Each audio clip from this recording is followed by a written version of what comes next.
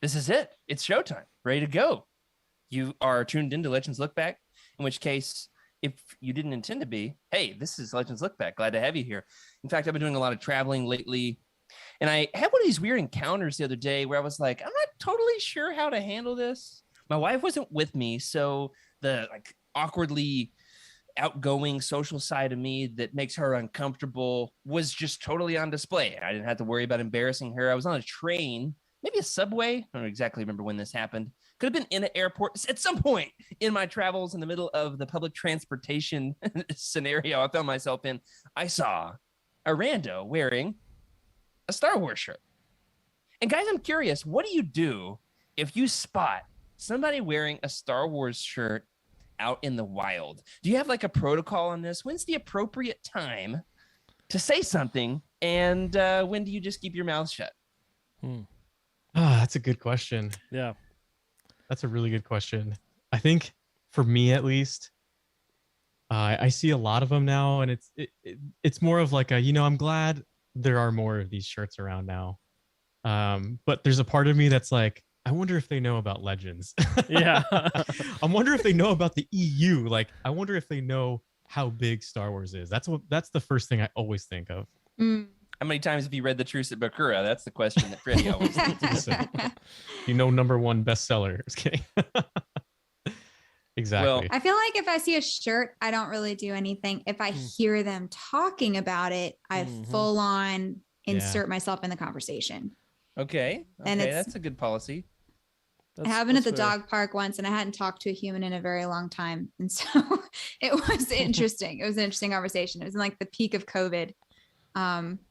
And they were not as big as Star Wars fans as I was, which you have is to a little shout like awkward. 12 feet away. Don't worry, I won't infect you, but I love Star Wars. I like Star Wars too. Give me that shirt. Goodness. My protocol, at least like that I joke with my wife about it. I don't know if I've actually ever done this, but like, all right, it's not so different from if you see somebody wearing the shirt of your favorite sports team. For example, I was in the Boston airport the other day flying to Arkansas, and I saw for the first time ever in my entire life in another random airport that was not like in the South, somebody wearing Arkansas Razorback caps. Hey, we're having a heck of a year, so you better believe that I'm going to say something this time around. I yell, stop my lungs, go Hogs, or something like that. Well, they turn, and being wonderful Southern hospitality Arkansans that they are, they come right over to me and shake my hand and introduce themselves. And I was like, my wife would have died if I had done that. And so when you see somebody wearing a Star Wars shirt, it's not so different than that. So what I always joke to her is if I see somebody wearing a Star Wars shirt, I look at her and I say, go Star Wars, am I right? Like it's your favorite team, like go team, right? I did not. In this particular scenario, I just stared at them for so long, hoping they would notice I was also wearing a Star Wars shirt. Yeah, there you go. And we'd be like, hey, you see the thing? Yeah. They did not look at me, but I hope somebody else on the train looked at me, looking at them, and considered calling the police. Like I hope that it at least crossed their mind. Oh goodness. I didn't end up doing it. Go ahead, Rick. Oh, I was just gonna say, that's what I do. Is if usually I'm wearing a Star Wars shirt too, and so I kind of give them the or kind of make eye contact with them. But I'm totally the awkward dude. I'll be like, hey, I like your shirt. And they're like, thank you, or whatever. And I make it weird. But that reminds me, my wife is a big Legends of Zelda fan, and she was wearing a Zelda shirt. And you had me at Legend. Right, yeah. I know. And then you took it to a different franchise. That's fine. Sorry. But one time she was like at Walmart or something, and somebody actually came up and like wanted like her fan card because he was like, "Whoa, you're not just like a Breath of the Wild fan, are you? You're like a real like. Do you actually play like Zelda?" And she was super offended and started listing all the games she had played. Like, back off! I got my millennial street cred. Okay, like go leave me alone. So right, as long as we're not doing that with Star Wars fans, like I want to see everything but yeah, you don't want to do the gatekeeping thing. We're not about that over here. Well, I did not gatekeep. That's good. On the subway. What I did, however, was I saw a bird. There was a guy on the subway with a bird. So that was fun. Like a pet? Yeah, like a noisy, not a pigeon, I don't know, like a no, like a vulture. Those are, I hate to break it to you, Jared, but they're around. Yeah, this man had a bird. And everybody on the That's train awesome. instantly just pulled up their phones and started videoing this guy because his bird was singing and His talking. And, you won't hear any singing on this episode, but you will hear some great talking. Even more exciting than a subway bird, maybe. Mm. To find out, let's start the show.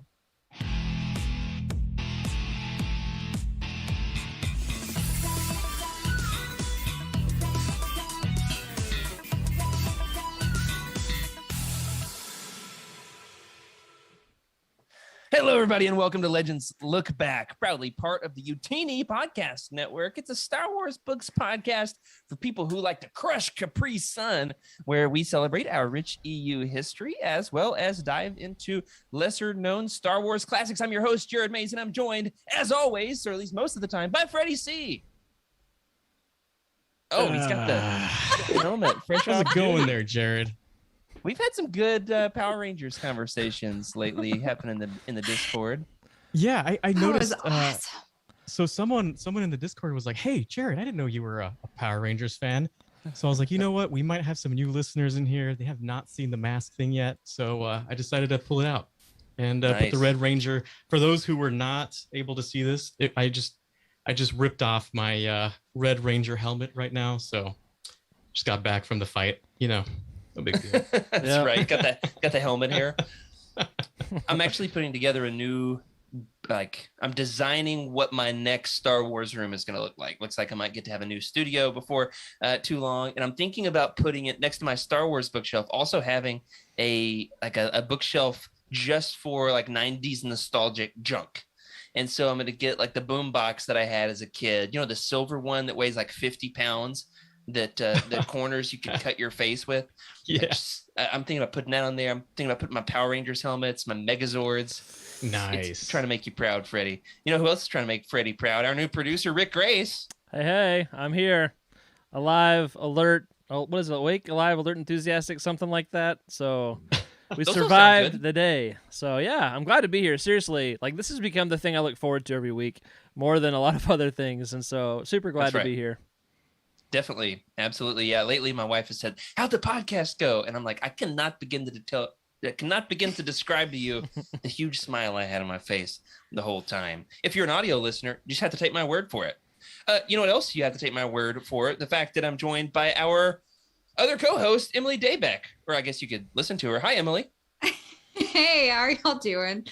Yeah, I think every week when we're done with the show, I have to massage my cheeks because they're so tired of smiling the whole time. So if you get the chance to catch us live, we would love to chat with you and have you join the group. You heard it here I just got back from. That's right. Look at our cheeks.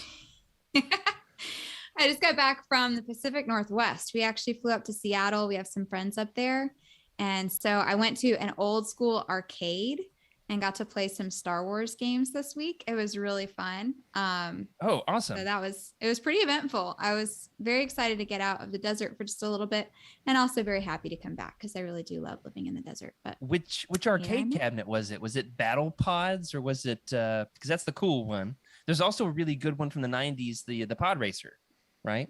Where you have to hold both of the handles and. I remember that one. I think it was Battle Pods. It was really disorienting to me. My husband actually played that game because I couldn't handle it. But we also played some pinball that we didn't understand. Both of us were playing side by side and we're like, I don't know what we're doing. I don't know how this goes. Those Battle Pods are so awesome.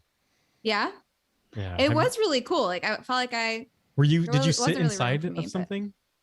Or I kind of stood outside. So it has two little doors on the side that kind of close and then so cool. But they're plastic. So I left him open a little bit. Nobody yelled at me. So I just kept standing there. That's awesome. It's really cool. He's very good at it. But one of these days when we have enough time, I'll tell you guys the full story of the time my friends and I went on a 3-hour heist road trip to try to steal or bargain for a Star old school 1983 Star Wars Return of the Jedi pinball cabinet. It was a whole thing and it was not successful, but it's a great story. Maybe that would be a great show opener. Yeah, one of these days one of these days we'll hear it. I mean, it's anticlimactic because we did not succeed. Yeah, I guess you did already kind of spoil it, didn't you? Yeah. But well, it sounds fun. You know what I did succeed at? My most recent mission I was away on a road trip, as I mentioned, the travel thing. And I went to this cool comic book store that I've been hitting up lately when I am in the area in Northwest Arkansas. It is just one of these absolute like hole in the wall stores that is just the door, like in a shopping center, very nondescript. You don't think that place is going to have a tremendous Trevor trope. See, what is Trevor done to me?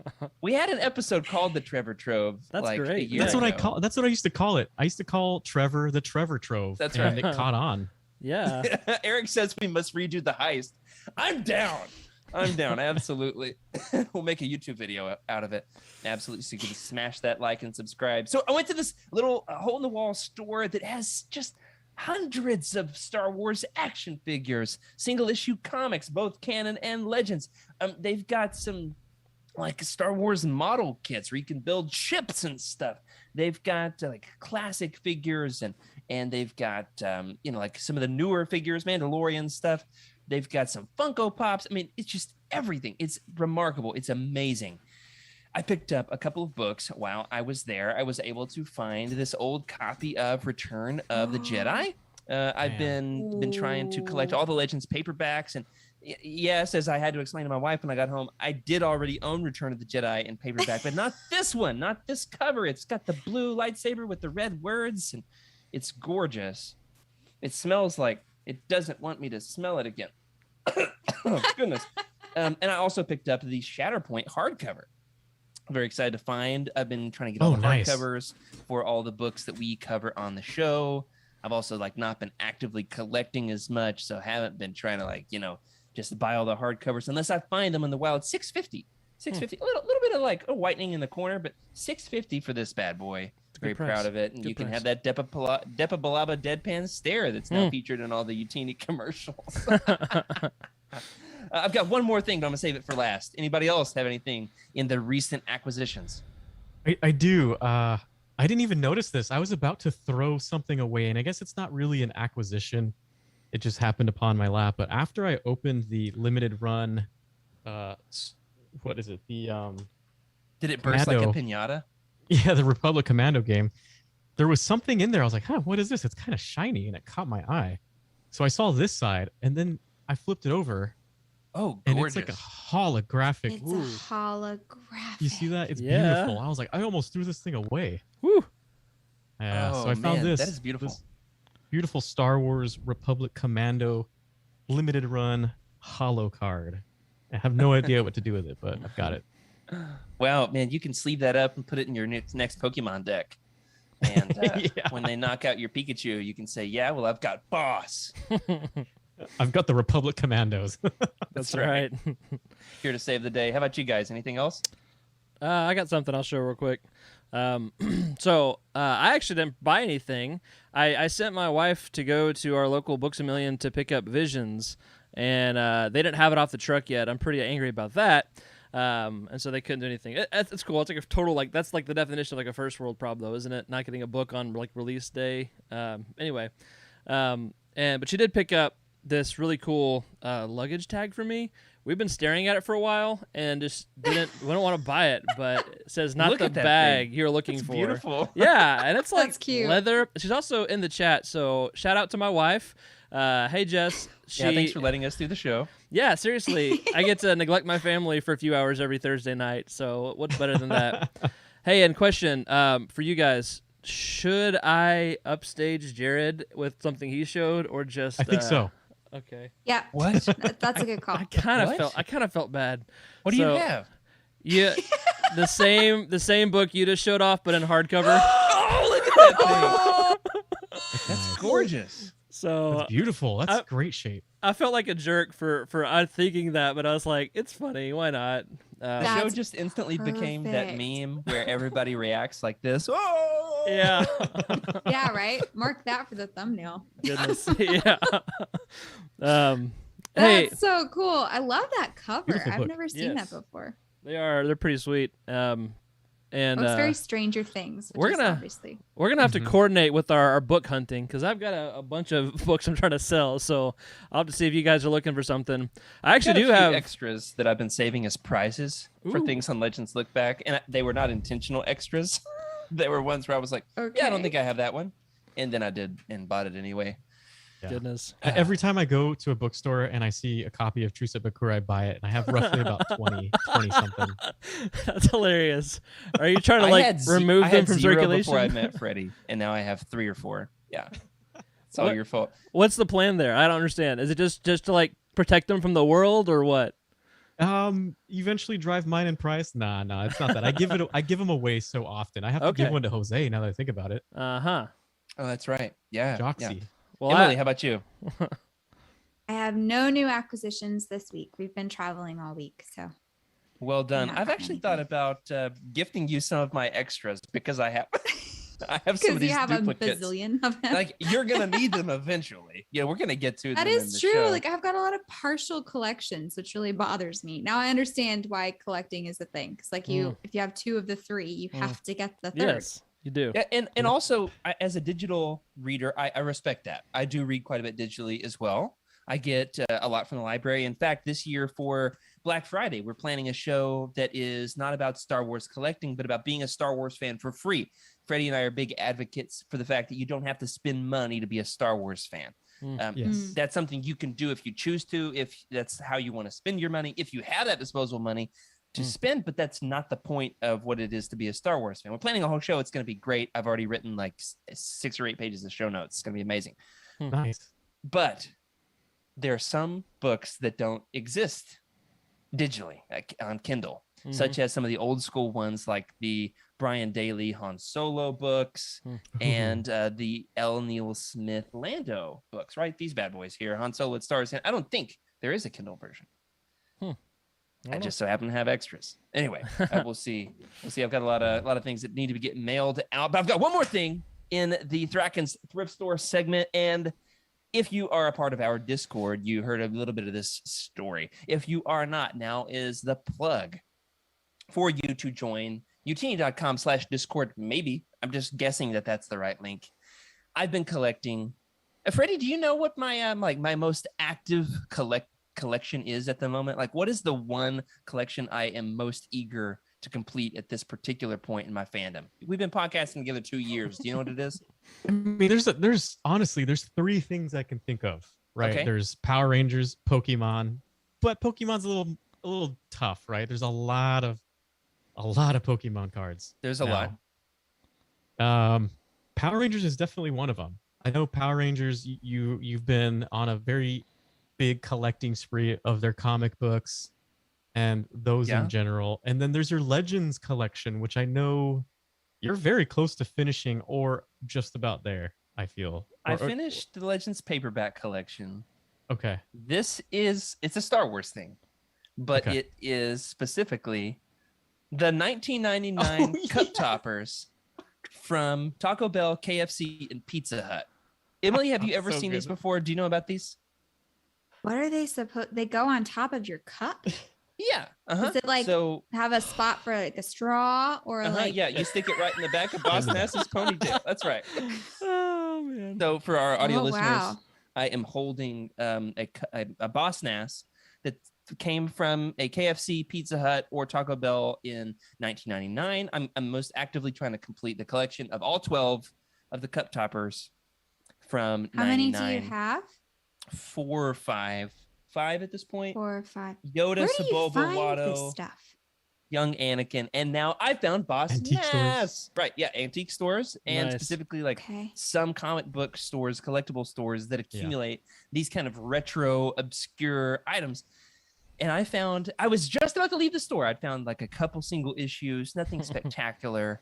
And on my way out the store, I looked up, and they had dangling from the ceiling hundreds of toys from all kinds of different franchises: DC Comics, Marvel Comics, Star Trek.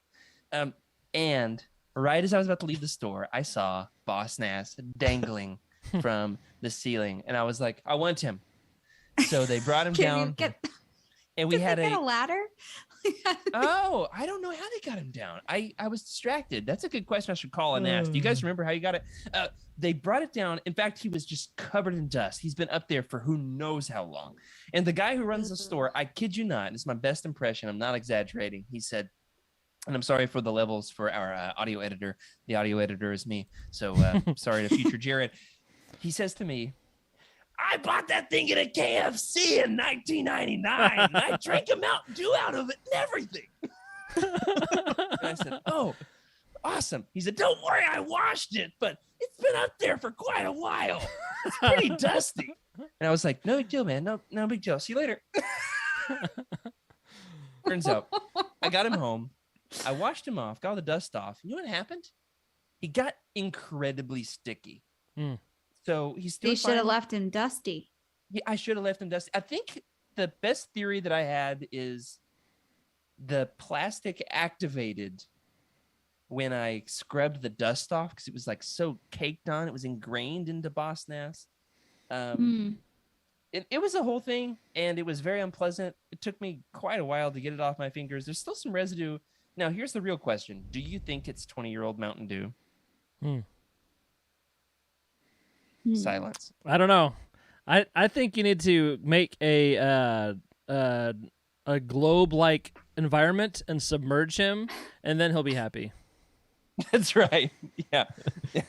Yeah, that would probably be best submerged, Jared. Sticky Boss Nasses. They don't need to live. Sticky Boss Nass in the world. is at this moment my favorite item in my collection. That's awesome. Here's the thing about because he's so sticky. Are the other ones that sticky? No.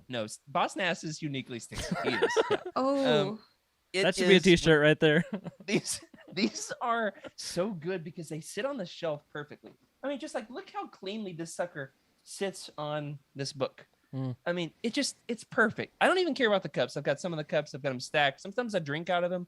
I think the Yoda cup is currently being used to hoist dog food out of the dog food container into the dog food bowl. Need a big. My cup favorite for is that. still Anakin. The Anakin, he's good. He looks great. Yeah. I definitely had the Jar Jar Binks as a kid. I don't know where it still is. I hope it's at my parents' house. But I had that one. If you have it, Rick, I'll pay you $15 for it. That's the going price. That's the going price. Wow. Okay. Yeah, I'll pay you $16 just to up it. Well, you know what else is uniquely sticky? The amount of Legends news that we have in tonight's episode. We were actually debating behind the scenes, a little peek behind the curtain here, whether or not we should move the Legends news and Draken's thrift store segment to like a once a month thing so that we can get into the meat of the show. From time to time. We're like, yeah, we're going to move that to a once a month thing. And then we were bombarded with Legends news. Freddie, take the first thing. Well, the crazy thing is when we decided that Legends news needed to be probably once a month, that's a good problem because back when we started this show, Legends news was out, but it wasn't as intense as it is now. There wasn't much. There wasn't much. So right off the bat, we've got the new hardcover Omnibus was announced for there's a lot, man. I'm looking at this list. So New Republic Volume 1, which is collecting Mara Jade, By the Emperor's Hand, Shadows of the Empire, Evolution, X-Wing Rogue Leader, X-Wing Rogue Squadron 1 through 6, and a handful of other issues from that time period. We've got some standard art cover by Hugh Fleming. There's a comic book exclusive from Gary Erskine, I think it's Erskine. There's an Erskine. I think that we've actually got some images for these. Yeah. To show off the Fleming cover and the Erskine cover. Some beautiful covers. So first of all, the comics that it's collecting are pretty awesome. I mean, Rogue Squadron, Rogue Leader. It's some great reads. Oh, look at that cover. What's amazing about this is that these hardcover omnibuy are happening. It's a thing. Like we've got one on our shelves. One has this thing is heavy. One has actually been released at this point, but like we don't have any others out yet, and there is like a problem in the supply chain. So we are getting them a little bit delayed. Actually, the Rise of the Sith Omnibus, I believe, was also just recently delayed. We're gonna get to that in a second. But the good news is more and more are being announced, and these things are infinitely collectible. They are as collectible as they are heavy. Yes. So now here's the problem. I only own like 6 or 8 of the Marvel what do you call these things? The Marvel Epic Collections. These are also really good, really collectible. However, some have gotten rare and expensive. I have a few. The only one that I have a complete run of is all the Rogue Squadron comics. And so Oh, nice. now they've been announced in the hardcover omnibus, but like, I think in the grand scheme of collecting, I'm gonna want all these hardcover omnibuy because they are so good on the shelf. You gotta have those hardcovers. Am I right? Yeah, those are some beautiful. They are heavy. Emily, I don't know if you've seen these books yet. But Eric Eric. I was just reading his thing in the chat. But Jared just held up a book flawlessly. I'm not sure if you realize how heavy those books are. They're roughly like 10 to 20 pounds. Yeah, that's right. Thank you, Freddie. They're wow. so Actually, Jacob Jacob so weighed heavy. it, isn't it? Jacob actually he weighed it on a scale because he brought one to a convention, and he got his signed by John Jackson Miller, Oh, nice. and he lugged the sucker around the convention center. So I don't remember exactly the weight. 8 pounds sounds right. It's around. I think it's like roughly around 8 to 10 pounds. Like That's it's like a a hefty baby book. size. Like that's like carrying around a baby. That's right. Yeah, I'm gonna give birth to it right here live on air. Are you ready? No, but Okay. hey, let it be known on my resume. As was seen right here live on the show, Jared can lift 8 pounds with one hand. No problem. Well, this comes out summer of 2022, so should be coming out next summer, depending on the delays and all of that. Freddie, are you gonna get it? Yeah, I have to get it. It's talking about Rogue Squadron, and that was my second Star Wars read, I believe. So I gotta do it. I have to do it. Emily, are you gonna get it? You've just read the first Rogue Squadron book. Now, do you feel the need to read all the comics? I like to collect my knowledge internally, like in my head and Nothing in my wrong with heart. that. Nothing wrong with that. Yeah, Here's what I'll do. I'll buy 2 copies. probably not. Just in case you ever want one. I'll buy both Okay, of there the we go. covers. You know what I do actually, because I do read primarily from what the library offers, is I'll request for the library to buy it. So it still supports the authors, but then more people who don't have access to as much funding or whatnot can still enjoy Star Wars, and I get it from multiple people. And then it got irritating because everybody at the library started catching on, and then now there's like a hold for all the books I want to read. So I have to like wait. Yeah, but anyway, so that's what I do. I request for libraries to buy them. That's great. I like that. You know what? That's very much gonna be part of that episode, Jared. With the library thing, it's I've already got all on the kinds list, of Freddie. hacks. Okay, It's on the great. list. Cheap. Don't you Cheap. worry. How about you, Rick? Are you gonna get it? I'm not sure. So I need some help because comics are new. My voice just cracked on help there. I was like choking on help. But I have a help. I have a hard time. That's another story for another time. The time I had to call an ambulance and I was choking. Wow. Okay. But I need help differentiating between the Omnibus, Omnibuy, and Epic Collections and the overlap because it's stinking confusing to me, and I need help. But also, talking about libraries, I almost stole a hardcover Kenobi from a library because it was much more valuable in my library than theirs. Oh, I will pay you for this book. Yeah, seriously. I was like, can I buy this? And they're like, no. And I'm like, what if I lose it? And, in my house. Yeah. But then I found a better deal and gave theirs their back. Look, I'm like an addict, okay? I need help. That's hilarious. Wow. Oh, book I don't collecting, man. even know what to say there. All right, I can say this much, Rick. We're not going to get into all of those details right now, but our buddy Jake over on the YouTube channel has an entire YouTube video about how to collect and read Star Wars comics. Okay. And it's impeccably well done. He really gets into great detail, brings a tremendous amount of style to the video with a buttery, silky, smooth Southern accent. And so he really gets into the difference between all of these. Basically, the omnibus, these hardcover omnibuy, are massive, they're collectible, they're expensive, and they collect the most amount of material. You can typically get an entire comic run in one volume. Now, that's not always the most readable. If you try to like read it in bed while you're falling asleep at night, you drop the sucker on your face, you're going to the hospital. Or falling asleep more easily. Either one. Night. Right. If you can if you're like doing like bench presses with the omnibus, like how are you reading this? Like I bet Jared it would have probably to be does. laid out in front of you. Hey, Jared, I've got a question for you. Yes, sir. Maybe I'm pretty sure I saw this in the chat, but what do you think? So we've got volume 1, right? There's probably going to be a volume 2. I have thoughts on this. Now, our buddy Skooma Joe actually gave some good some good speculation on this in the Discord the day that this was announced that the volume 1, was going to be coming our way. And he said, I don't think it was original to him, but from another friend of his, somebody from, another Legends server of some sort in the seedy underbelly of the hive and scum and villainy that is Legends Online. He said, based on the way that these have collected the Marvel Epic collections, it would make the most sense. Logically, this is crazy. Buckle up.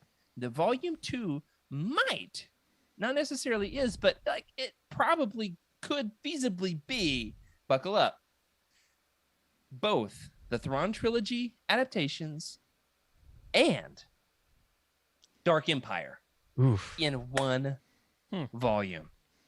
Here's my question. Would that automatically put it in contention for the greatest Star Wars book ever bound? I was just thinking about that. The fact that that almost seems like they would split those up to make more money. If I ever saw those together, that would be tough, man. I'd have to have several of those in my library. Now, here's the fun thing with this. We talked about this a little bit, mostly behind the scenes, not a ton on air. There's kind of a rivalry between Timothy Zahn and Tom Veitch, the authors of these respective books. They came out the exact same year. They had drastically different visions for what was going to happen after Return of the Jedi. They're both extremely critical of the other's work. And so, there's some bad contention blood, for sure. but there's definitely blood. There's definitely blood that's been shed over, exactly what was a better story. Yeah. I come out, I think, on an unpopular side. I love both. Definitely love both. Most people would say the Throne Trilogy is better. But for these to both be in the same volume, if you got this thing signed by both Timothy Zahn and Tom Veitch, I'm sweating just thinking about it, man. I'd like to have a birthday party where I invite both and see what happens. Better yet, a podcast. Yeah. No promises. By the way, Timothy Zahn, we've got Tom on the phone. Yeah. Whew. I don't think I could handle that one. Just feel my blood pressure boiling. But very excited. So keep your eyes peeled. That might be coming our way. We'll see. So now we've got some other announcements that have been made. So we talked about the hardcover omnibus that is going to be coming out before too long. But we also, in the meantime, have 4, you count it, that's right, 4 new Marvel Epic collections that have been announced. I'm going to turn this one over to Emily. All right. So the 4 include Tales of the Jedi Volume 2, which has collecting Golden Age of the Sith, Fall of the Sith Empire, Tales of the Jedi, and the Freedom Nad Uprising. Now, Emily, I'm going to pause you right there real quick. Please do. Do you know the drama about this book that we have discussed on this show? Freddie's smiling. He knows what it is. Most of the time when you say, do you know, you probably already know the answer. Here's the funny thing. No. This doesn't have all of Tales of the Jedi. Obviously, there's going to be more in Volume 3. However, this is the first that actually has any titles called Tales of the Jedi, because Tales of the Jedi Volume 1 doesn't contain a single issue called Tales of the Jedi. Isn't that right, Freddie? Yeah, it doesn't. I think I've got one down here. Hold on. What? Yeah, I don't think it does. But Tales of the Jedi also has Fall of the Sith, Empire, Golden Age of the Sith, and Tales of the Jedi. Just one of those legendsy things, right? Yeah, here we go. Tales of the Jedi Volume 1. Bought it this year. Came out in March, I believe. It contains Dawn of the Jedi. Doesn't contain any Tales of the Jedi. And so John Jackson Miller himself even tweeted, finally, Tales of the Jedi is being collected in Tales of the Jedi. Oh, man, there's some cool reference material in the back of this thing. All right, for another day. We're not podcasting. What's up next, Emily? All right, so that was one of 4. Number 2, it contains Clone Wars Volume 4. And that collects Darth Maul, Son of Dathomir, Republic, numbers 74 through 77. The Siege of Salusami. Yeah, I like yours. Salami. Salami, the Tales of Salami. The Siege of Salami. Republic numbers 81 through 83. The Hidden Enemy, The Revenge of the Sith adaptation, and a few other random issues from the time period. I'm gonna ask Rick about this one real quick. Do you know Do you know what's so odd about that one? Clone Wars Volume 4. As somebody who like knows some canon and some legends, you're kind of like on the fence between the two. Wow. Well, based on the issues that she just described there, anything unusual to you? Oh, let's see. Let's look back over. And let us know in the chat. Did you hear anything unusual about this Legends Epic Collection with those titles that she just read? Let's see. My I'll give you only a hint. guess would be Go ahead. something with Seleucami, but that's all I would say. One Or of these, Revenge of the Sith being both canon and legends, I guess. the adaptation is, I think, Legends-ish. But there is one thing in here that is not exclusively Legends, and What's that is that? Darth Maul, Son of Dathomir, is a Dark Horse comic, but it's Oh. technically canon. Right. Okay. Yeah. But it's in a Legends Epic Collection. Wow, that is confusing. Yeah, no, Yeah. I was actually about to step up and speak and tell Emily that I would have no clue for any of these questions, so I'm just nodding along, acting like I know, but I'm really like, nope, I'm here to learn tonight for sure. Rick, I did put a couple of pronunciations in your super secret pronunciation guide, Thank you. so Yes, they're out there somewhere. right. I don't Super remember what they secret. are. Yeah, super secret. That's Yeah. right. Emily, number 3. I'll quit interrupting you. No, The actually, I've got Empire- something about this one. Yeah, I do. Okay, enough. The Empire, Volume 7. It collects Blood Ties. Blood Ties, Boba Fett is dead. Empire numbers 1 through 4. Underworld, the Yavin Basilica, and a few other odds and ends. And it is this coming out close to the Blood Ties omnibus? It This is. is what's odd and unusual, right? Take it away, Freddie. Well, I mean, the fact that you've got relatively the same things being printed out around the same time. I don't know. Usually, I'd prefer something spaced out or at least all together. Or I don't know. It's interesting though. Either they'd way, it's just like all the more reason for us to cover it here on the show. It's as if the Marvel overlords are trying to send us a message that they really want this to be discussed on the most positive Legends podcast on the internet, right? And finally, Emily, we've got one more epic collection. The Menace revealed Volume 3.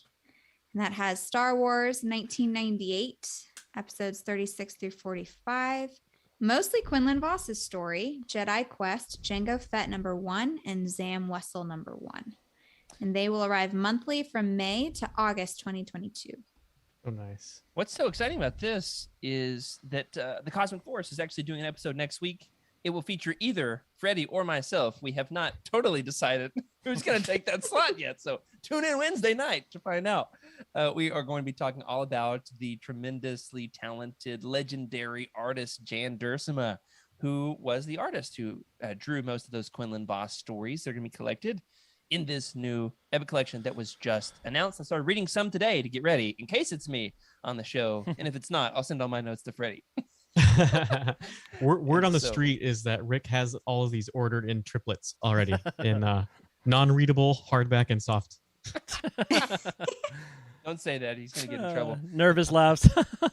Rick, you can take the next announcement, however. Alrighty. So we had a date change for the Rise of the Sith Omnibus hardcover. It was going to be November 2nd, and it looks like it's going to be February 8th of this upcoming year, 2022. So some bad news. You want me to keep going, or is that what you want me to say? Well, I would say about that, the number one thing here, hey, you're a minister. Reassure the people. Help them not to panic, Rick. Yes. So there is hope. Let me tell you, because when a publisher tells us something, that means it's going to happen, right? Because there's no history in Legends of a publisher saying one thing and then something else happening, right? But no, seriously, it's going to be good. But if you really want Rise of the Sith, you probably could check out like the 3 other titles that share that name and be really confused like me. But the Rise of the Sith Omnibus hardcover will be coming out in a few months. Yeah. There is some delay in publishing. Here's the thing about Legends. This stuff has been out for a long time. There's no rush to get to any of it. And it's going to be okay. We've got a lot to cover in the meantime. And finally, if you don't have any Legends books to read in the meantime, you just really want to read that like Rise of the Sith hardcover, and you can't read anything else in the meantime, well, there's a new show that you can watch. Freddie, did you ever watch Legends of the Hidden Temple on Nickelodeon? Man. Totally watched it. I watched it all the time. Did you see that there's a new one? I knew that they were coming back out with something, and I was pretty excited. I mean, there was like, I feel like there's been some things going on with the PR of it for a long time, and then all of a sudden it just popped up, and I was like, there it is. I knew it was coming. All I have to say is Blue Barracudas all the way. It's the best team name. How about you guys? Did you ever watch this? I watched it. I feel like it was like my Sunday afternoon nap, half awake, half asleep kind of show. But I absolutely loved it. I remember like trying to find it on TV the other days of the week, and it was just like, where is it? I need more. But I hadn't heard that it's coming back, so I'm pretty excited about that for sure. So nice.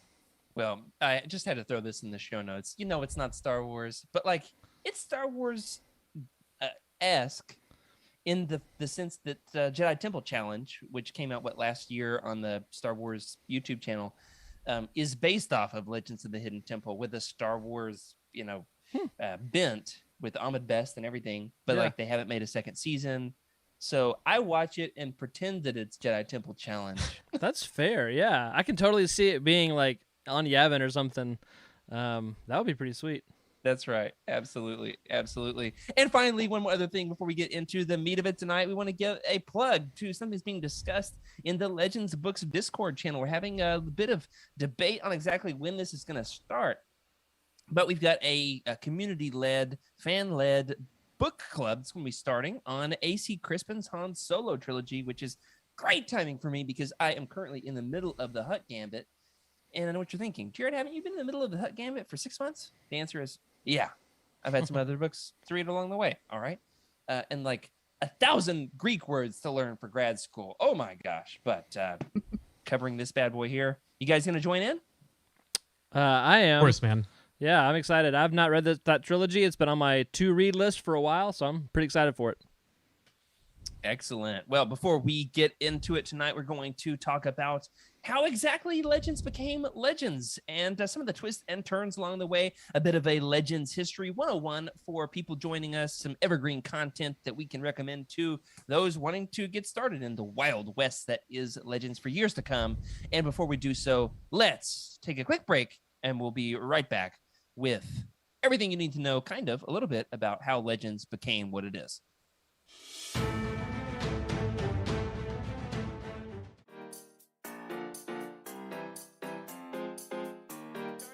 Lightsaber lamp, and I just like I just knocked over everything in my office so I could get this into the camera shot. I knocked one of the posters off the wall.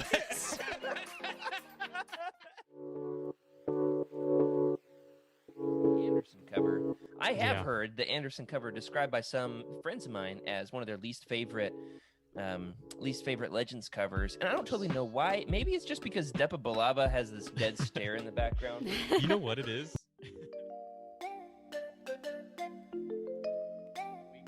Emma, what is your art of the week this week? Yeah, so I don't have anything as dark and depressing as that corpse, but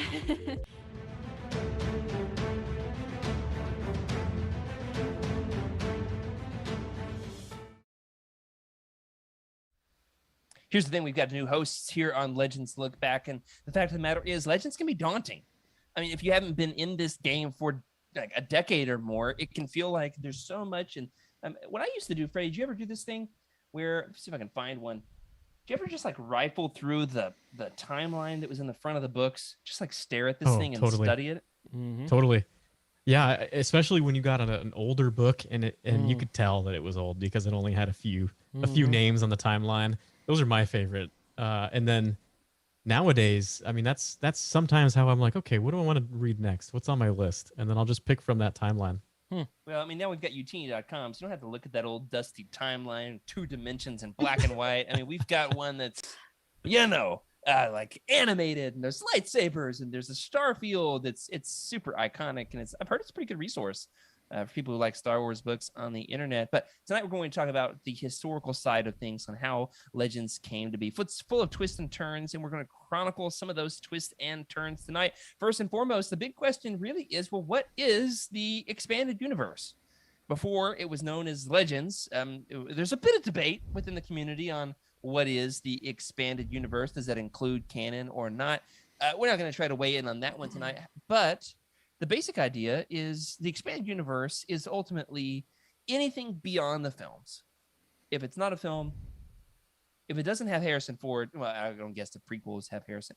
Anything beyond the films itself is the expanded universe. We're talking about video games, talking about comics. We're talking about West End Games source material, especially if you're Trevor, he eats that stuff for breakfast. But as such, we start to apply it to like specific things along the way. And we think about the Legends continuity, the timeline. We have to say, well, does it fit? Is it Legends? Freddie, how seriously should we take continuity as Legends fans, in your opinion? To me, it's really what reminds you of, it's nostalgia based on my end. And I like to always say that if it was printed, and it's always with discretion, if it was printed, if it was created during, 1970s to 1914 or 1914, 2014, it's considered Legends, including the movies. I like to claim it, but there's some doozies in Legends, and you're like, can you canon guys get this one? Yeah. But it really is just, if you're thinking of publication, right, in the expanded universe, there's a time frame, there's an estimated time frame of what that is and what's in that range. But it's really entirely up to you, right? I like to claim the movies, because why not? Yeah, definitely. Even the movies, you can say, well, this, with my imagination, could take it beyond the films for sure. I could see this going a different direction. And of course, you get an author, you get somebody playing in the sandbox, takes it in the direction that they want to. Not always the way that George would have envisioned. And George has an interesting relationship with the EU. Not always the most positive. However, sometimes he sees a character and he's like, I like them. Gonna put them in the movie. Ayla Secura being a good example. Yeah. That makes her way into the prequel trilogy, right? And there's different Voss, levels. I think he started in the movies, made his way to the comics, something like that. The EU had different levels of canon too. There was G-level canon that was like directly from George, and then there was, there was a list all the way to, canon that's probably not considered as anything serious. So in terms of that tier, I mean, there's a whole separate tier within the tier of Legends. But it's all dependent on like, what do you like? What do you like? And there's obviously Legends can't really be canon, right? It's got a timeline. They can take it. You can take from Legends, and they do it all the time. You're seeing it in canon, and that's what I love, that there's a resource and there's a whole other area for you to discover in the older section, in the nostalgic section. Yeah, definitely. Rick, you want to weigh in on this one? How seriously should we take continuity? Well, I mean, I like continuity. I like having I mean, I'd take all this too seriously. So let's just admit it, right? And so, I gotta have a clear order of events in my head. But Freddie, you were pretty convincing, man. Some of what you're saying is like, okay, yeah, I really get that. And I like the phrase headcanon that is tossed around in the fandom. That regardless of what a publisher or what any Lucasfilm or Disney authority says, that yeah, you still can believe what you want, and it's still fiction at the end of the day. But you know what I'm saying, you get to create your own narrative, really, and so I get that. But yeah, there definitely are some pros and cons to both of this in some ways that the reset of canon, I guess, kind of brings some different things to light. Here's the thing. I just got this new book, Ronin. How do you say it, Freddie? Ronin. Yeah, he says it so much better. I actually, ever since you said that, have only heard it in your voice. And today when it arrived, man, this just has the beautiful texture. All right, guys, show's over. I'm just going to pet Ronin for the rest of the episode. Did you crack it open and take a whiff first? The texture on this hardcover is just wonderful. Anyway, this came in today, and I immediately thought, uh-oh, where do I shelve this thing? Because it's not quite canon. There's not a specific place that it fits on the timeline. Where am I going to put it on my shelf? So, we can get hung up on continuity. We can get hung up over timeline dates and issues and so forth and so on. Nevertheless, the fun thing about Legends is it's the Wild West. We've got the exact month that things fit on the timeline. Nevertheless, sometimes there's ambiguity. Sometimes things contradict themselves a little bit. And as we went along, it was a shifting universe. New films were being made. New things were coming up along the way. And it was an ever adaptable timeline.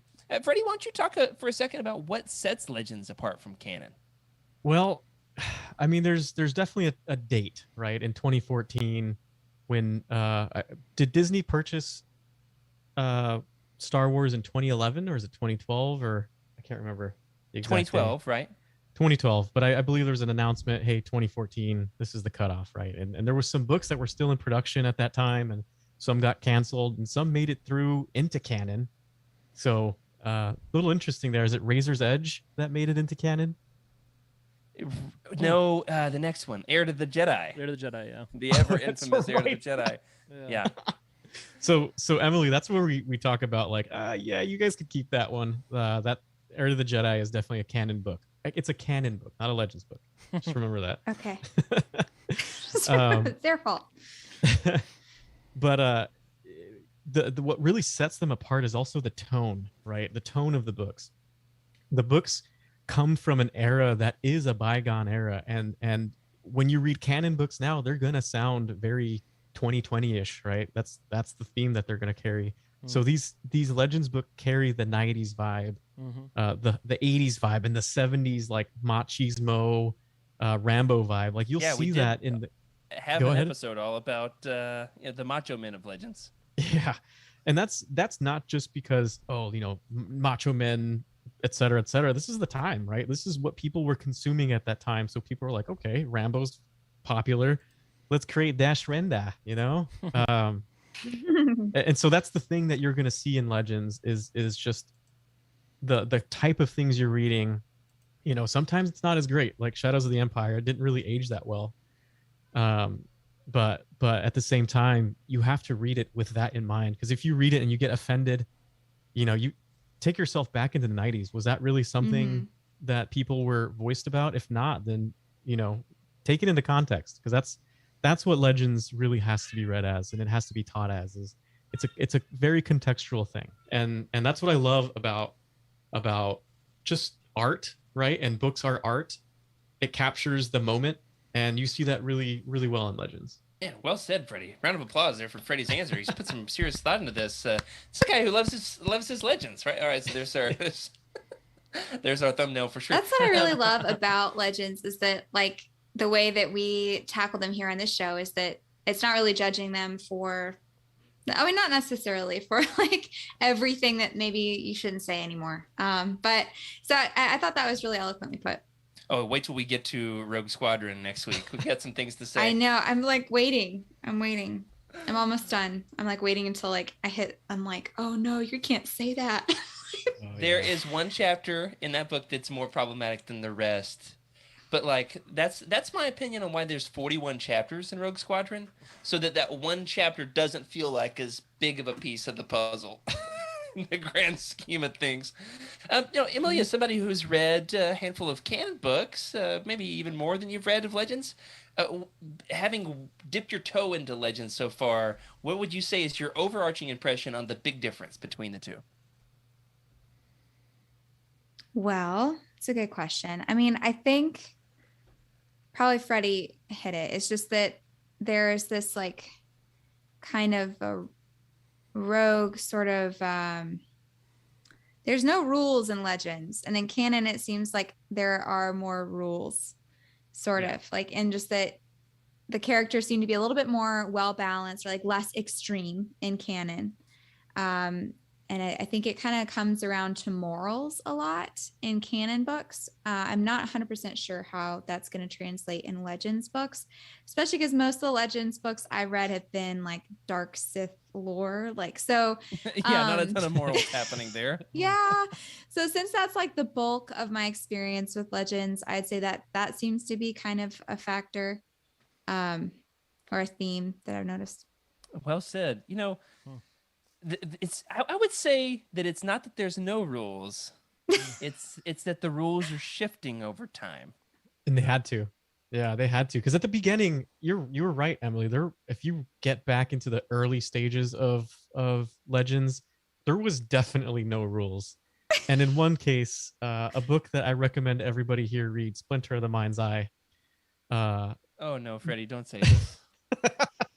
You're going to see how different things were and how they evolved over time.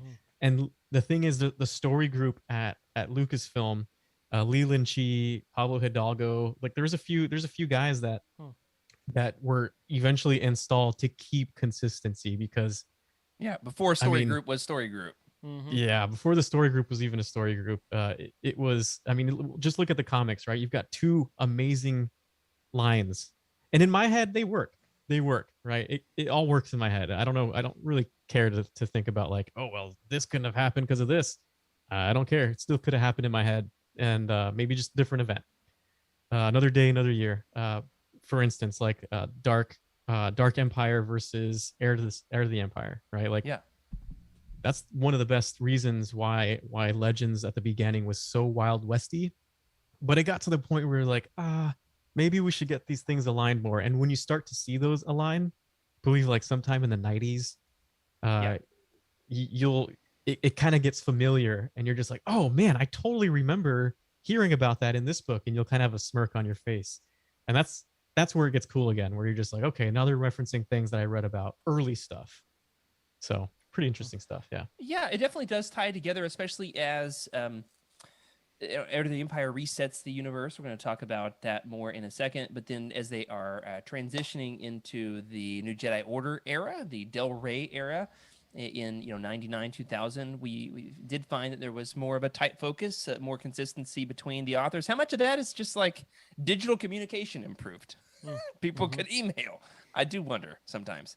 Nevertheless, I do want to talk about some of those tentpole years that did change the landscape of Legends. First and foremost, Freddie, we're talking about the early days. You and I have spent a handful of episodes in the last couple of years together reading some of these old school books. You just mentioned one, Splinter of the Mind's Eye, 1970, what is it, 9? Yeah, before Empire. I think it's before Empire Strikes Back even came out, right? Yep, and exactly. It's like the potential low-budget sequel to Star Wars without Harrison Ford, taking place on, a swampy, like mist and low-budget movie planet. Yeah. Then from there we've got the Brian Daley Han Solo trilogy, and then the L. Neil Smith Lando Calrissian trilogy, but they don't necessarily advance the overall story of Star Wars. They're set out over on this particular island of the galaxy, doing its own thing, so forth and so on, until everything changed. Rick, why don't you tell us first and foremost about the year that changed everything for Legends? Was that the year 1991? Yeah. Okay. Absolutely. The year that me and Jared and a few other people were born. That's right. But no. Are we all born in 91? I'm 87. 2. Are you really, Freddie? Look at you, old man. Show those gray hairs to the camera. Yeah. I don't have any yet. Do you not? No. Every haircut I get, I'm like, what are y'all doing to my hair? There's more grays every time. I need to knock on some wood. Hold on. Yeah. Perfect. Well, this year is notable in Legends, not just for the fact that A Link to the Past was released, but in Star Wars, the fact that we had both Heir to the Empire and Dark Empire. And Freddie, do you remember us ever talking about the timeline in our Dark Empire episode? Maybe it was our Heir to the Empire episode. Somewhere along the line, we were talking about how these are being developed simultaneously, but kind of apart from each other. We've talked about that before, haven't we? We talked about it several times, I think, but basically it was kind of like let's see which one hits. That's kind of what I felt like this timeline was. 1991, you had two great stories, totally milestones in the Star Wars realm.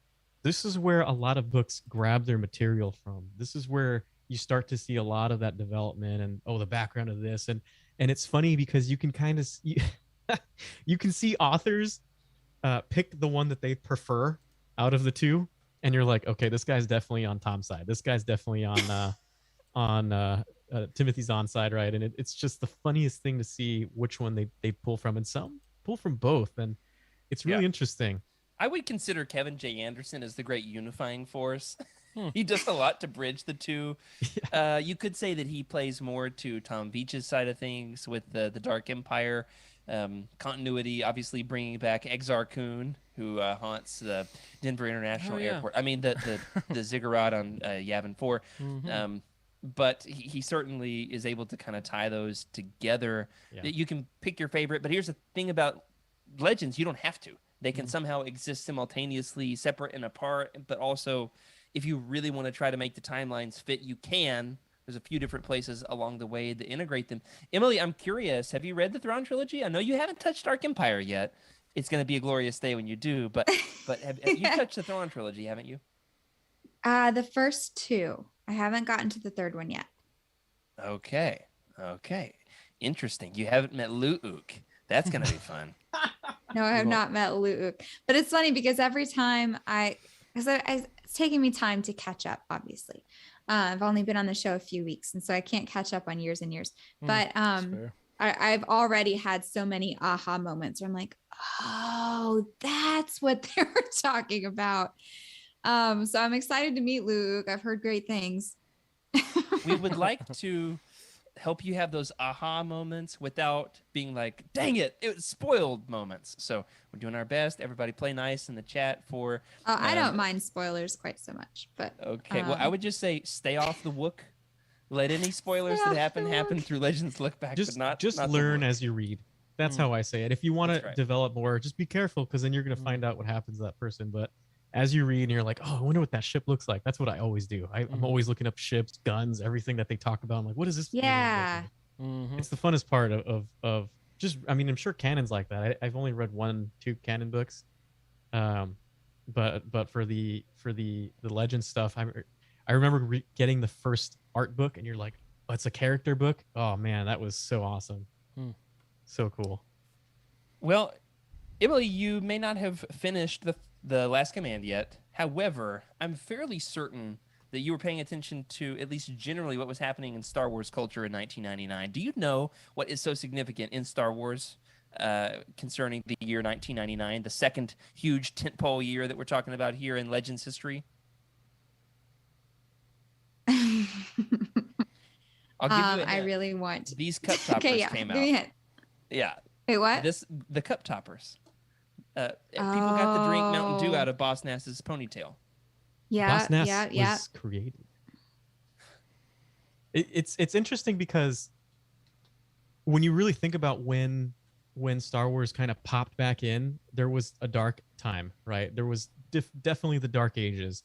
EU was going crazy, but for most of the people who didn't know about the books, like, it was a really weird time. You had some really weird shows come out, movies that were just branded Star Wars but didn't really fit the vibe, right? The holiday special. But then I would say once 1999 came around, when the prequels came out around that time, right? It was 1999. Yes, The Phantom Menace came out in 1999. Oh my gosh, to think that it came out in 1999 is crazy. And what's amazing about this I was thinking it must be too early. It didn't just change the way people looked at Star Wars in general pop culture, but it changed the Legends universe as well, right? So it changed the expanded universe. One of the big things that I say about the differences between canon and Legends when I'm explaining this stuff to people, when people are like, oh, you have a Star Wars podcast? What about? And I'm like, well, have you ever heard of the outdated and irrelevant Star Wars books? They're like, there's Star Wars books? Yeah. The way that I typically explain things is the big difference is, one, in Legends, Luke's Jedi Academy was successful, whereas in canon, it was a failure. Two, I say that there was no knowledge of the prequels when some of these books were being written, so they're slowly having to be integrated along the way. And then thirdly, the majority of the storytelling for a couple of decades was after Return of the Jedi, because George declared, the prequels off limits until he slowly let creators play in that sandbox as he deemed appropriate. And we've highlighted a couple of other big differences tonight on the show as well. At this point, some huge things change in the Legends universe. One, George allowed people to start writing in the prequel universe. So the Star Wars comic, Star Wars 1998, that we discussed earlier, some of the issues of which are being released in one of these new, is it the Omnibus or the, no, not the Omnibus, one of these Legends Epic collections, Star Wars 1998. It starts with Ki-Adi-Mundi, right, in his polygamous Jedi ways. From there, we get characters like Quinlan Vos, Aayla Secura, and even Sharad Het, Darth Krait's father, something like that, grandfather. It's been a while.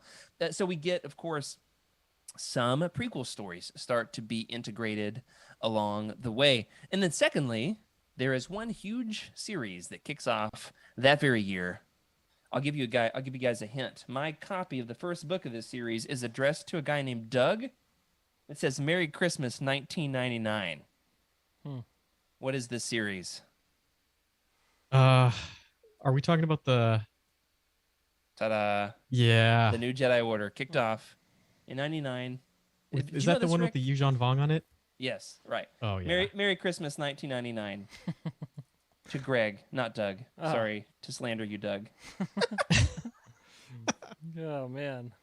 So we started a 19-book series that dominated Legend storytelling for a handful of 5 years, and then in addition to that, of course, totally changed everything that was going to come after in the Legends universe, because we've got new characters developed, new relationships between them, so forth and so on. 1999. Do you guys think that it deserves making the cut of the 4 or 5 years that changed everything in Legends? You got the prequels, you got the New Jedi Order. It's crazy because you're right. There was definitely a time where George restricted timelines. Do not talk about anything before he wanted that template to start from. And then 1999 came out, and you can really tell the difference between the storytelling. Everything was more consistent. I feel like Lucasfilm was an actual company. It wasn't so startup-y, I'll say. Yeah, not as haphazard. Not as haphazard. And you can see the difference in the Legends books. They start to get more consistent. They start to build off each other. Start to get big names, big. How many books are in the that series? What, New Jedi Order? Yeah, 19. Not exactly, right? That's like, not even counting the short stories or the comics. From like trilogies to like 19. I mean, of course you had X-Wing or Rogue Squadron, but that's also like it's kind of different, if you ask me. But it's crazy how that era just brought on so many different books and from different timelines, and you're starting to talk about like years and thousands and thousands and thousands of years before the stuff that you've read about, into like eras that we never even thought of, right? And that's kind of what happened, I would say, you started to see that in that era. Yeah, we got a good comment here from OK Indar in the chat. We've also got a lot more games coming out at that point too. There were a lot being kicked off in the prequel era. You've got Pod Racer and Bounty Hunter. One that I played a lot of was the Revenge of the Sith game, which leads us to our next point in 2005. That's our third of our 4 tentpole years in Legends storytelling that we're going to talk about tonight. 2005, Revenge of the Sith. Finally, the prequels were culminated. They had been released.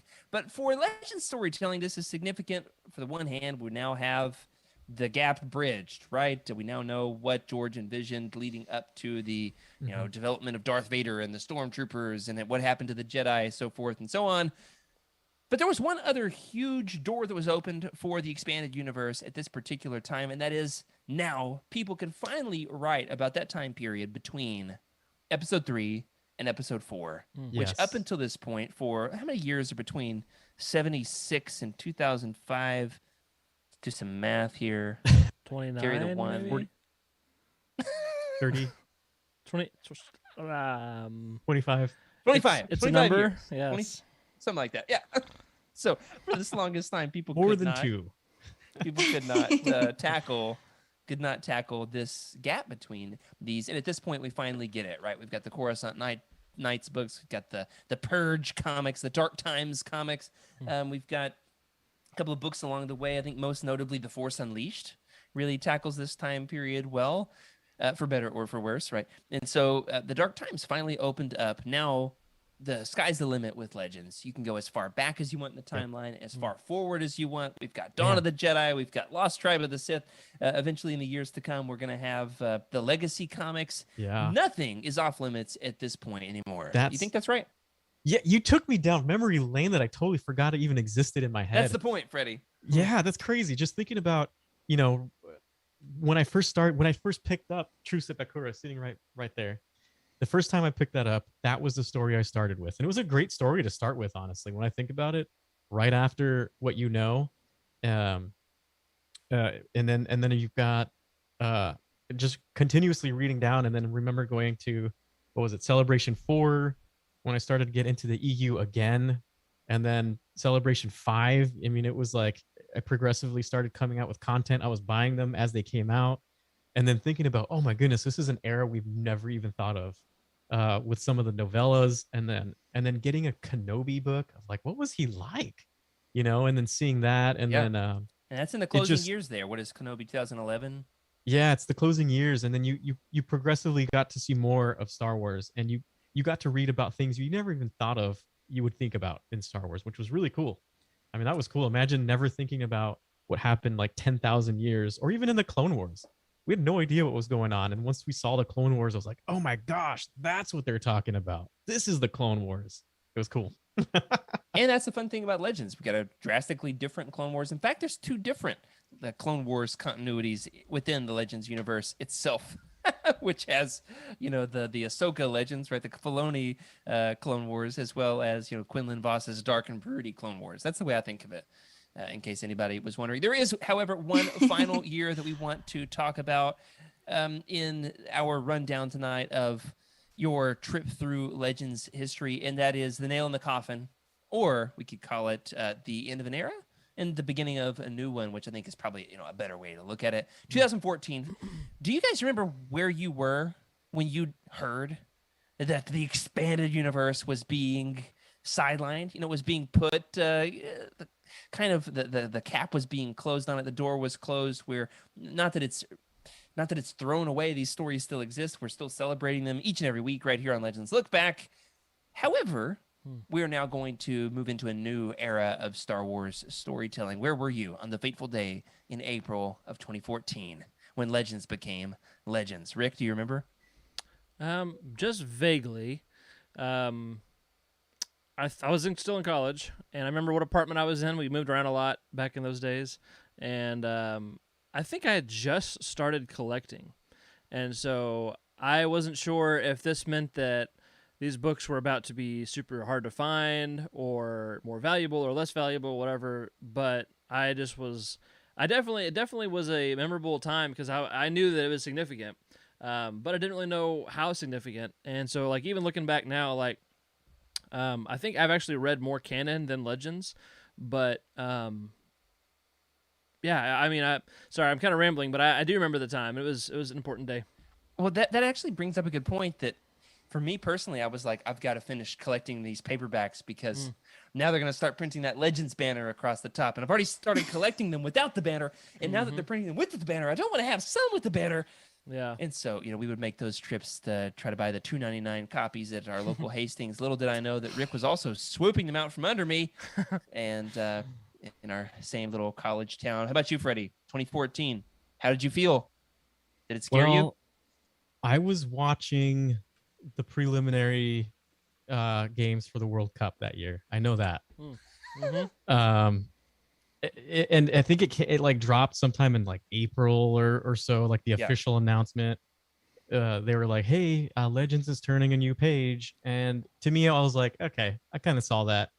And I honestly didn't mind because there's a lot in Legends that conflicts each other. There's some retconning that's a little obvious. And it got a little out of hand, and there was a lot there to unpack.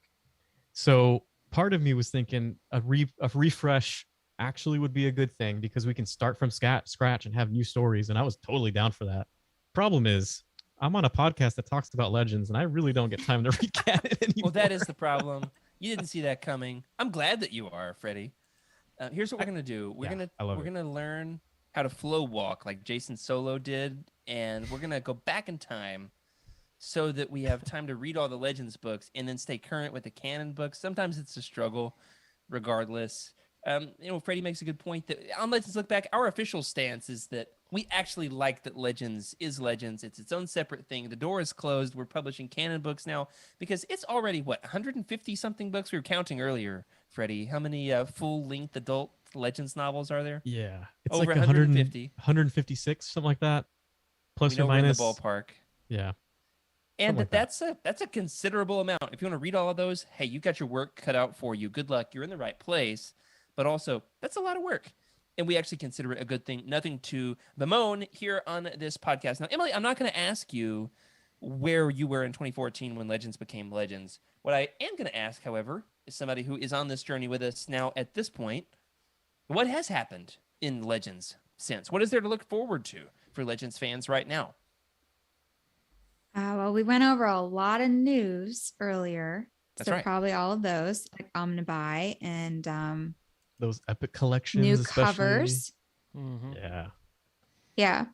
Yeah, the Marvel Epic collections and hardcover Omnibus. Yeah, the Del Rey Essential Legends collections. That's a new So good. development. Was that this year? Did we get our first ones this year? I think so. That's 7 of what I these think. so far this year. And I'm excited to see what's going to come with these. We've got some new audiobooks coming out as well. That's pretty exciting to me. I would say that's the most exciting thing as a Legends fan. Out of everything that's happened since 2014, new unabridged Legends audiobooks. So good. And I'm going to absolutely eviscerate what I thought of Rogue Squadron next week on the show. No, I won't. Yeah, anything else to be excited about? I guess just incorporation and adaptation into canon, like War of the Bounty Hunters and Solo. Yeah, I mean, there's been a lot of stuff added that came from Legends, right? Totally.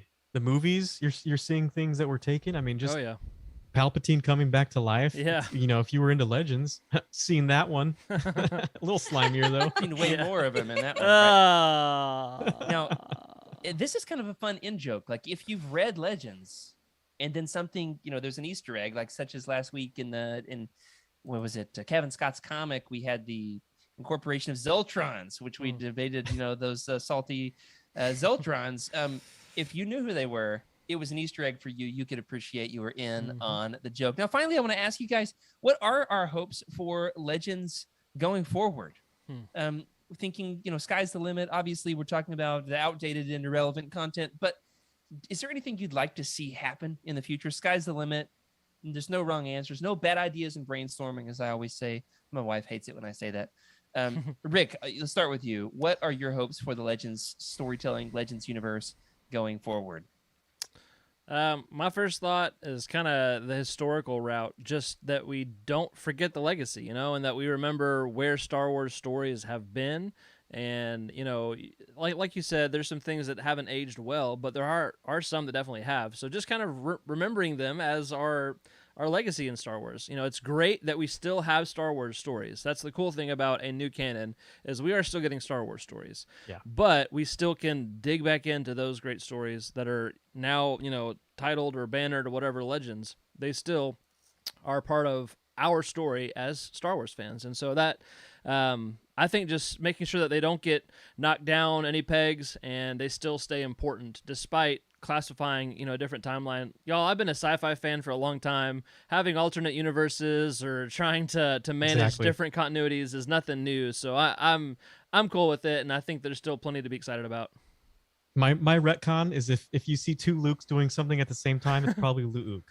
Yes, definitely. Yeah, definitely. Emily, you're up next. I think just more Easter eggs in canon. I know that this isn't it's hard for me to think of new aspects of Legends as a fairly new Legends person. The perfectly fine dream. Well, yeah. So just from what I really fell in love with Star Wars because I felt like by reading the books, I was collecting more information about the films and about the universe. It felt to me kind of like a treasure hunt. So I would really look forward to finding more little Legends Easter eggs in canon on all the new series that are coming out. the new books and all that. I just think it'd be fun to find little shout outs. Now that you mentioned that, on today's this week's episode of the Star Wars Archives that our buddies Trevor and Jose do, they do like a Hutt deep dive, a Hutt spectacular, and they talk about Zorba the Hutt. Zorba from what were those books? Those hardcover ones, Galaxy of Fear, maybe, or are they in the Glove of Darth Vader? One of the like '90s kind of obscure, kind of not even in Legends continuity. Legends books. Anyway, one of the it's the one with the pirate braids on his beard. The beard. Zorba. That is Zorba. Isn't it Zorba? It is anyway, Zorba. They were saying, what if Zorba comes back in the Book of Boba Fett this fall? And I was like, that would be the best if we got Zorba. So that's right. You know, the canon Easter eggs, the Legends Easter eggs and canon content can be excellent. And I think Book of Boba Fett is rife for the picking with like the Bounty Hunter Wars trilogy stuff would be great, right? Yeah, that'd be so awesome. That's so awesome. Freddie, you're up. What are your hopes for Legends going forward? Well, the good thing, so my hopes for Legends is that more people dive into Legends. And the thing about it is I feel like it's happening because of these re-releases, these Legends Epic collections, Essential Legends collections. You know, everything we're doing is pretty amazing. That was my wish, and my wish is that it continues to grow because there's so much good content in Legends. And honestly, if it hasn't been written in canon yet, it still sort of exists, right? And even if it's retconned in canon, to me, it still kind of exists. It's so nostalgic. I'd love for people to dive more into it, especially those who grew up, even if you grew up with like the Phantom Menace, like Legends is still yours. If you dive into it, if you dive into Legends books, they feel nostalgic to you to the point where you'll think back on Legends books being nostalgic, even though you're new to it. And the fact that we have Emily here, I'm so excited for Emily to really experience Legends for the first time, in the sense that when I experienced it the first time, right? I have a little different story because I started when I was in possibly elementary school, you know, leaving elementary school into middle school. And I just grabbed Trusa Bakura because I saw it. It was there. I had to read a book. I didn't have anything else. It said Star Wars, and I grabbed onto it. And ever since then, it's just been a discovery, right? Go into a bookstore and you see like a $3 book hanging out right there, and it's a Star Wars book, and you're gonna read it. It's gonna be old, and you're just gonna love it because it's Star Wars, right? Not all of them have the same way of telling the story, but it's still Star Wars. And Emily, you're gonna have such a great time, honestly, thinking about these episodes. Let's see what it's like a year from now. We listen back to this episode and see what your thoughts are. Yeah, absolutely. That's a great point, Freddie. That's one of my goals as well. One of my hopes is I love having a space here at the podcast where more Legends fans can come along. We want to have a very low barrier to entry. You don't have to have read a ton of stuff to be able to jump in on any given episode. We want to do evergreen content. Nevertheless, we want to have a good back catalog if you want to follow along with us. We've got tons of fans who are, and by tons, I mean like 4 or 5 who are going back and listening to all the old episodes one at a time. And so that's a ton of fun in the Discord as well. And even to have some hosts here with us who are discovering this as we go. Now, Rick, as one of those hosts, you say you're discovering more about all of this. You had something else for us that hadn't made it in quite yet. What you got? Yeah, so actually just connects really well with what we were just talking about. You know, I listened to the show pretty early on when you guys were getting started. I think Jared may have even sent me a link. I'm sure I did. But anyway, yeah, so I've been listening for a long time, but some of the books that you guys are covering, I knew that I didn't want to get into because, you know, I just didn't want to hear anything that was going to be a potential spoiler.